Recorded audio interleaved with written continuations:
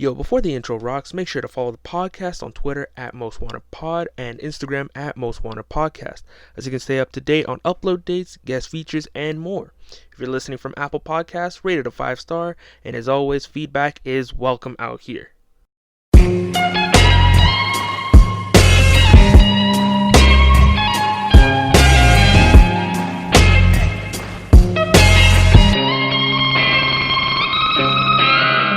Welcome back to another episode of the Most Wanted Podcast, where nothing's safe from discussion. Just wanted to throw this out there in the beginning of the episode. Merry Christmas, Happy Kwanzaa, Happy Hanukkah, and if you don't celebrate any of those, have a happy holidays. Hopefully, this episode should be coming out before New Year's, but if it doesn't, then Happy New Year's as well. Hope everyone enjoys. But for this episode, I wanted to talk about something that happened in the restaurant. For those of you who don't know, my family owns a restaurant, a Marathon Ethiopian restaurant located 130 10th Street Northwest. Fire Ethiopian food. Am I a little bit biased? You could definitely say so, but trust me, it is worth it. Of course, you can only get takeout and delivery right now due to the current lockdown, but I definitely recommend ordering for takeout through us. Anyways, what happened was, this happened before the second lockdown, so this was before December 16th. I can't remember when the second lockdown happened, but it was like, let's say early December, late November. This was before then, so customers were still allowed to come in, albeit at like 50% capacity. So what happened was that a pair of customers came in. Apparently they were regulars. They told me that they've been coming here for like 10 years or so. So I was like, okay, whatever, that's cool. So I put them down at the table, and what struck me as odd was that they were looking around quite a bit in the restaurant. The restaurant was quite slow. There was no one else besides those customers I'm telling you guys about, just because, no one really wants to risk it right now with the coronavirus going on, and I completely understand why no one really wants to take that risk. So they sit down, I take their order, and just as I'm about to go give them their drinks, they say, hey, how come there's no one inside right now? It's just like a Friday evening. There should be customers inside, right? And I say, well, the economy's just not as well as it used to be. The weather outside is pretty bad. The restaurant is mainly run off of like walk-in traffic because there's not a whole lot of places to park in Kensington. So walk-in traffic is pretty important. And on top of that, with the coronavirus pandemic, no one really wants to take the risk, which I completely understand why. And they're like, well, why don't they coronavirus is a whole scam. It's fake. There's nothing to worry about. They should just be coming in. This pisses me off. And that was red flag number 1, 2, and 3. Actually, no, just red flag number 1. We'll get to the other red flags soon. But when he said that, I was like, oh, so he's one of those customers. Granted, they didn't even come in with a face mask to begin with, so that should have struck me as odd from the get-go. But they kept on mentioning stuff as in, oh, like we were talking about the whole coronavirus pandemic, and I noticed, like, when I'm going inside to the kitchen, I will notice that they're talking to each other, but they're not necessarily like as if it's a regular conversation. And I noticed that there's a camera. And what I realized is that they were recording some sort of vlog or something. But I see that and they're recording some sort of vlog. And I'm like, well, why would they be recording some vlog? Probably just, in my head, I'm thinking, probably just to show how, COVID is scammed. You see, we go in, we order some food to dine in, and there's not a problem. But when I see that, and I want to, keep in mind, I want to make sure my stance is known from the beginning before I continue on with the story. Coronavirus is real. It is a serious pandemic that's going on, and you should take the utmost precautions when it comes to dealing with this pandemic. Wear a face mask, stay socially distanced, stay at home if you possibly can. If you can't, then please take the most precautions possible. Use hand sanitizer as well whenever possible, and just try and stay safe as much as you can, because that's the only way we can probably get through this. And so they continue talking, and the guy, it was a couple, it was a man and a woman. The guy was saying, oh yeah, I was in the military for about 10 years or so, and this is just the most basic form of psychological warfare. We learned about psychological warfare in the military, and this is just the most basic form of it that the government is using towards its population. And in my head, I'm thinking, well, Why? What does the government have to gain from this? I should also say this right now. I haven't done a whole lot of research, so I don't really have the numbers and the necessary statistics to back up what I'm saying.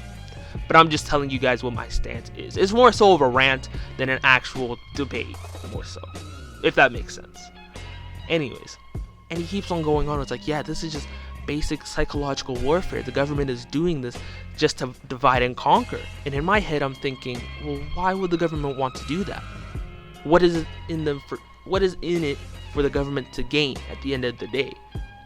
If anything, the government is losing. They're losing money at the end of the day. The economy is in shambles right now. It is a complete shit show. And so what would the government have to gain? But the problem is I can't say any of these things to the customers. The reason being is that since they're recording, and if I say something that's hardline, against what they're saying, what if they're recording me, they go home, they edit what I'm saying to probably either fit their cause or make me say like some outlandish shit, and then they post it on YouTube, which not only ruins my reputation, my own name, for any future things that I want to do, but also the name of my family restaurant, which would fuck up not only myself, double, but also the family itself. So I can't really take any necessary precaution, or I can't take that sort of risk, even though I would love to give them a piece of my mind. I can't. So I sent these. I don't really remember what they said because it's been almost a month now, so I have it on my phone because I wrote it down the day of because I knew I wanted to talk about this. So they said, yeah, COVID has killed the same amount of people as the flu did. And okay, that is true. Apparently so. But the flu, there's already the vaccine is there for it. COVID, it is much more contagious. And at the same time, it's just, well, for example, one of my buddies, Matab, if you're watching this on YouTube, by the way, this is on Matab's channel. So, Matab, I see you out here. I hope you're feeling better. I'm definitely going to check in on you after this recording. But yeah, like he was affected by the coronavirus because he was diagnosed with it. And he was symptomatic to the symptoms. So he was just in pain, constant pain. Like, I know that's a joke, right? Like, I'm just in infinite pain, immaculate pain sort of thing. But no. Like, this guy was seriously in pain. Like, it was hard for him to breathe. His chest hurt. He felt numb everywhere, hot and cold constantly. And thankfully, it wasn't bad to the point where he had to go to the hospital. Thank fuck. But at the same time, he still was in so much fucking pain. Now, I'm pretty sure that he should be clear based off of testings again. He should be clear. I will check in with you about this, Matab, just to be sure. I hope you're feeling 100% better. You and your family. But yeah, they kept on saying COVID has killed the same amount of people as the flu.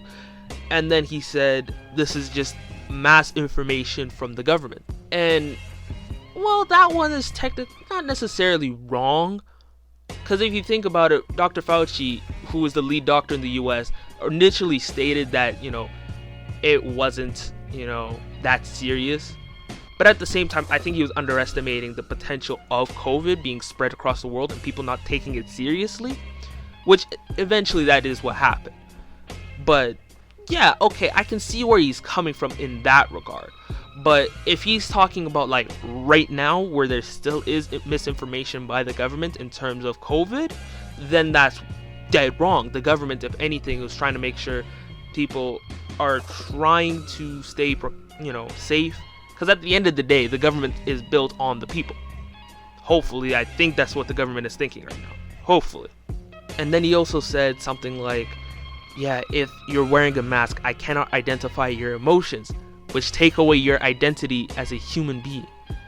That's like, wait, what the fuck? Because, of course, facial expressions is a key component in communication. But at the same time, that's not the only component, as in talking. Literally me talking to you is probably the most vital thing. Oh, he kept on going on saying, it's like, I can't tell if you're mad, I can't tell if you're upset, I can't tell if you're disappointed, if you're happy, I can't tell if you're wearing a face mask. I'm like, my nigga, You can hear me speak. Like, you can see my eyes. If I'm frowning at you and yelling at you, I'm pretty sure you can tell if I'm mad at you. Or if I'm laughing, you can tell that I'm happy. So that shit got me mad. That shit got me fucking mad. What else did he say? He also said that the government was splitting us into masks, people who wear masks, and people who are anti-masking. And this is the big one. And he's compared it to tribalism in Africa.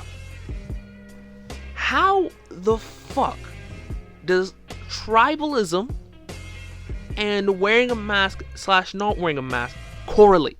I see no correlation with that whatsoever. Besides let me explain. Tribalism was based upon colonialism.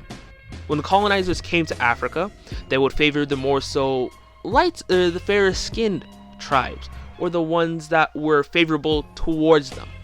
Like, you can't just compare wearing a mask and not wearing a mask to the whole concept of colonialism that was perpetuated, I think that's how you say it. Anyways, that was spread across the entirety of Africa.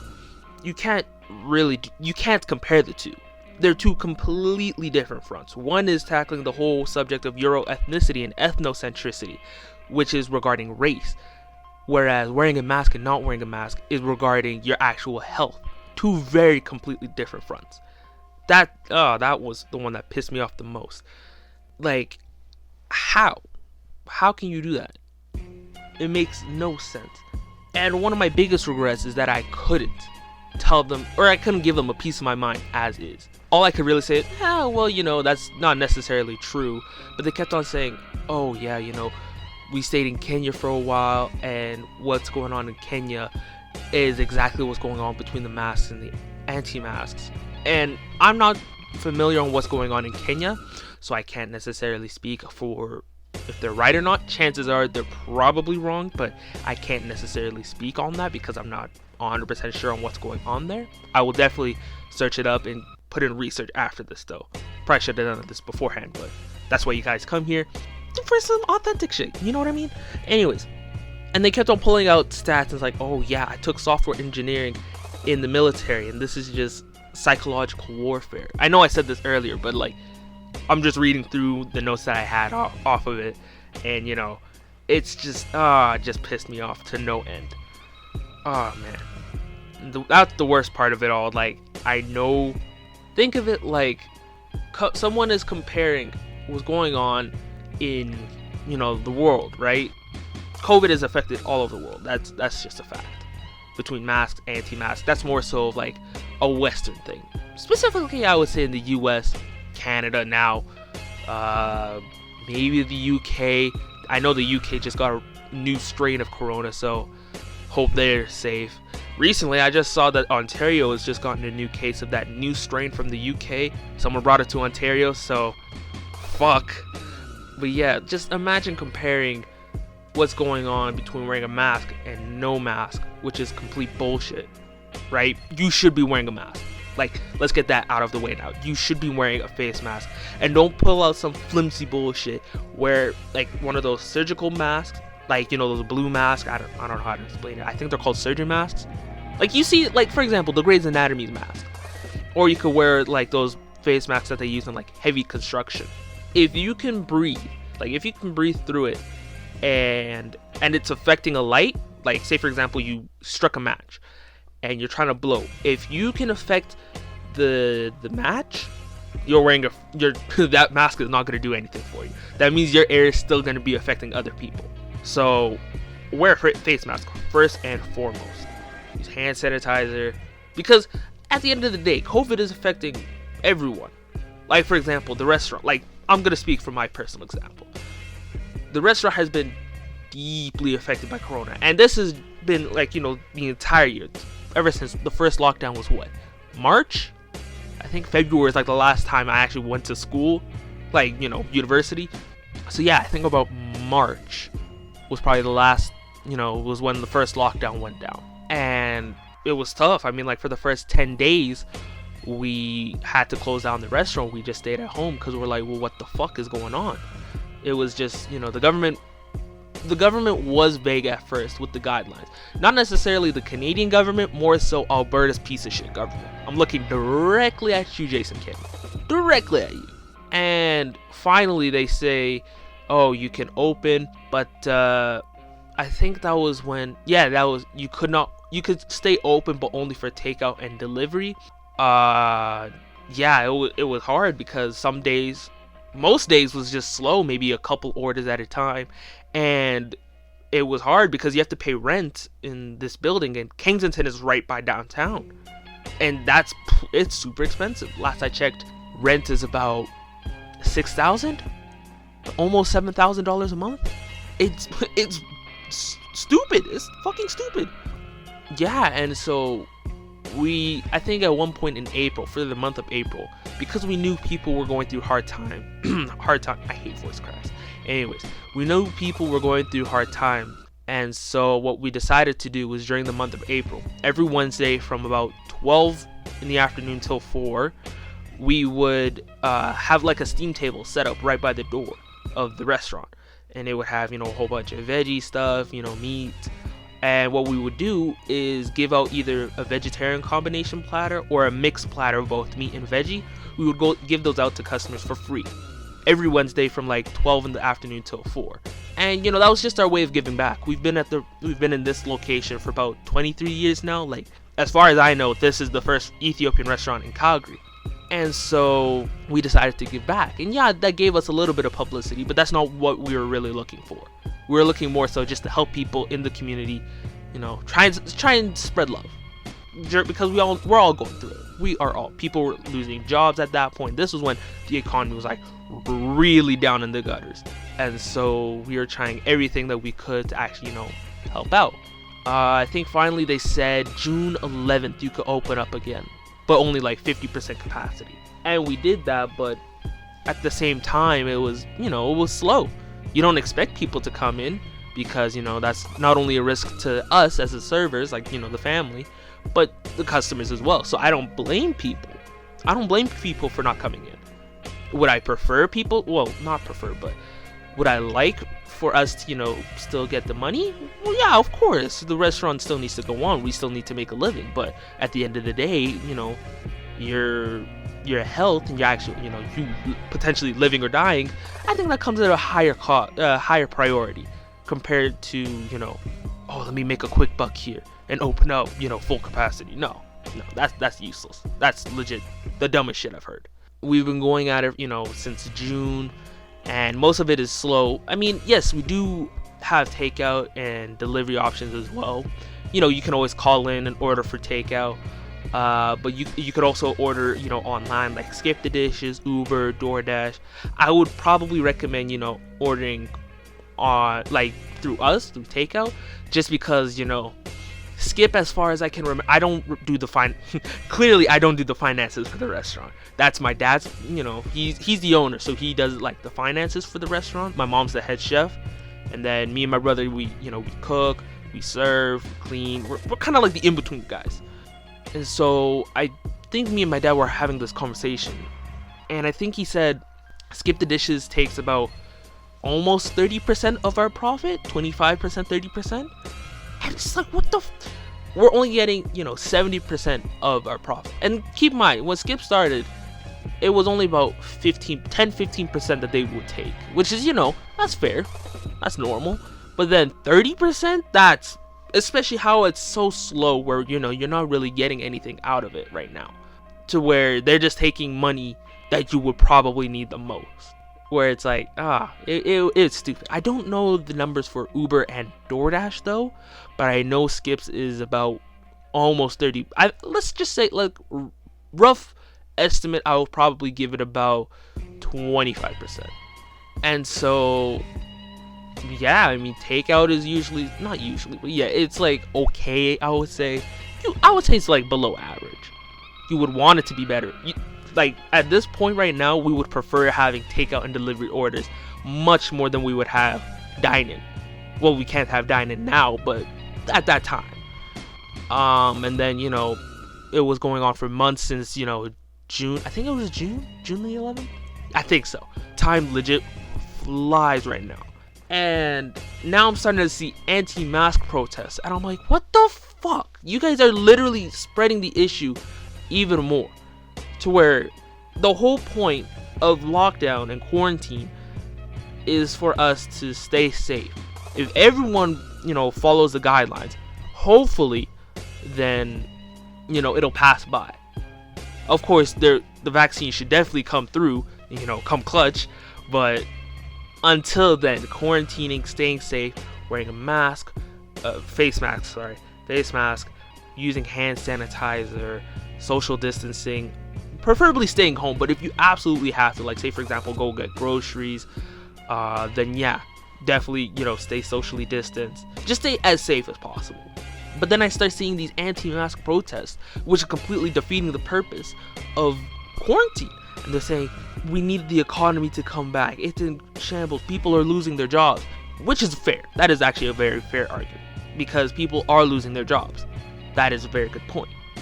However, at the same time, you have to also consider the fact, I think I said this earlier in this episode, but you have to consider that your lives are more, they should be valued more than just your financial wealth. Does that sound harsh? Absolutely. But at the same time, that also falls upon the government to send us better care.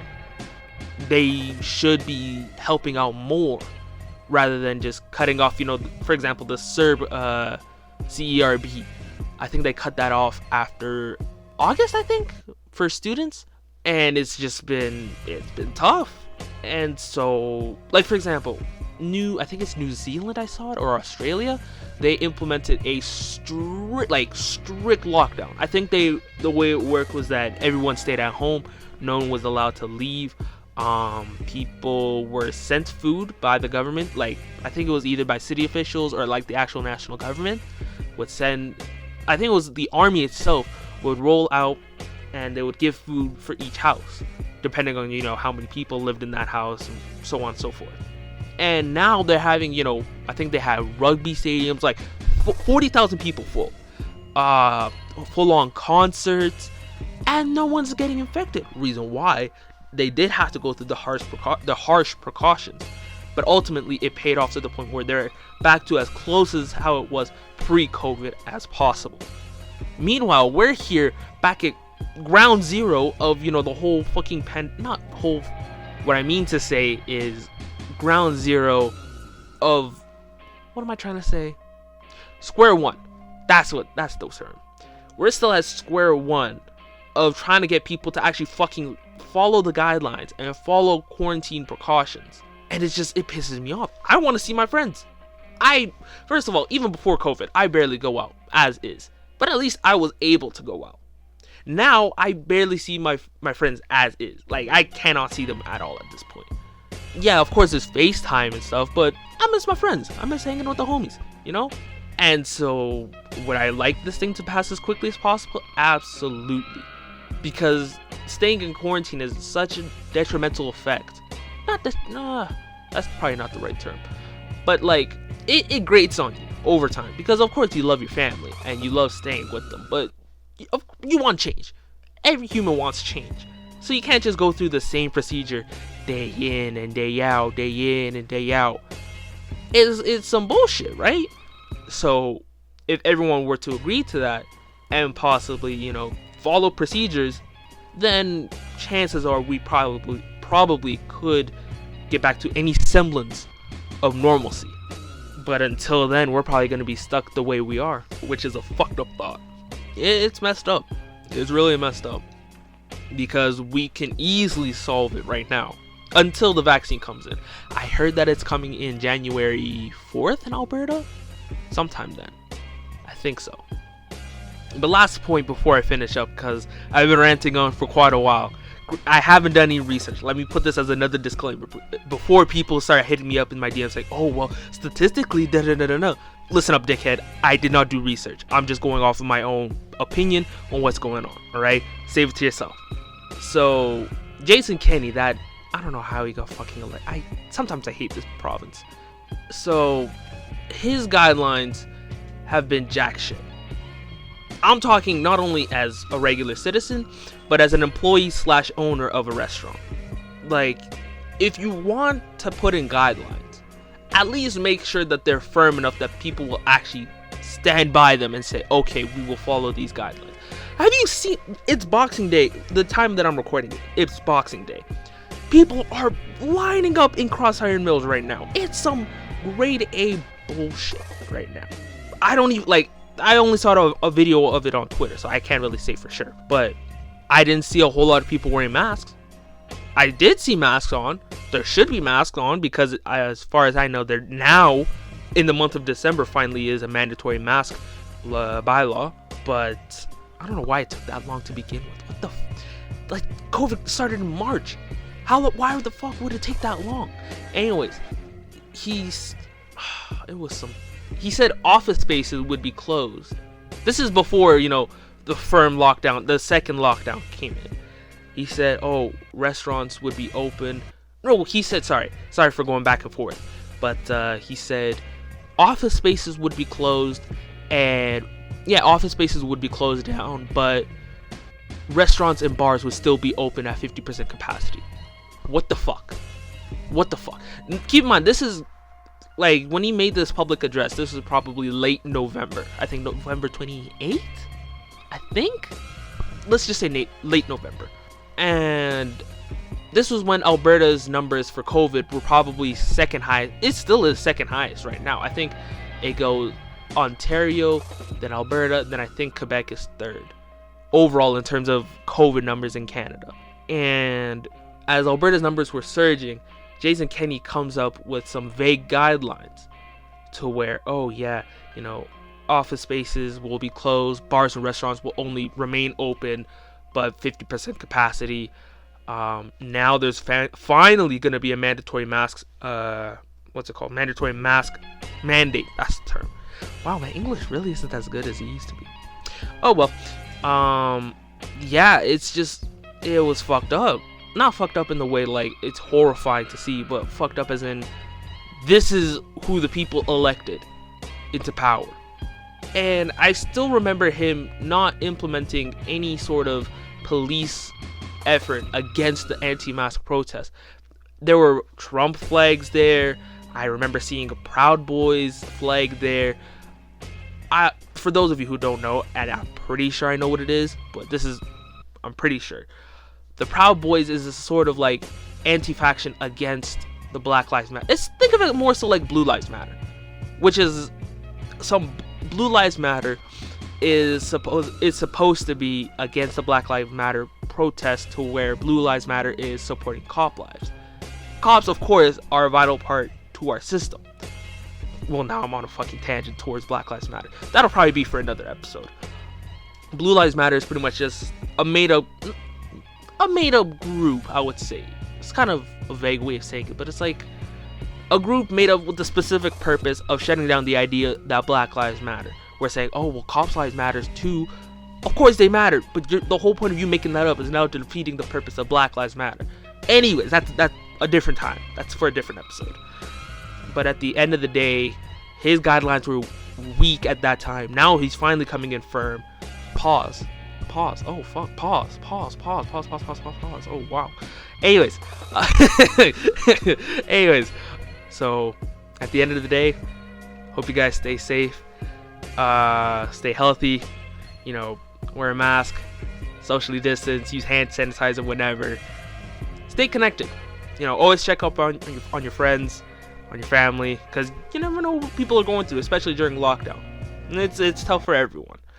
But, hey, thank you all for making it to the end of this episode. If you like what you hear and you want to hear more, let me know through IG at Most Wanted Podcast and Twitter at Most Wanted Pod. Leave a 5-star on Apple Podcasts, and feedback is always welcome. Until next time, we out. Be easy, y'all.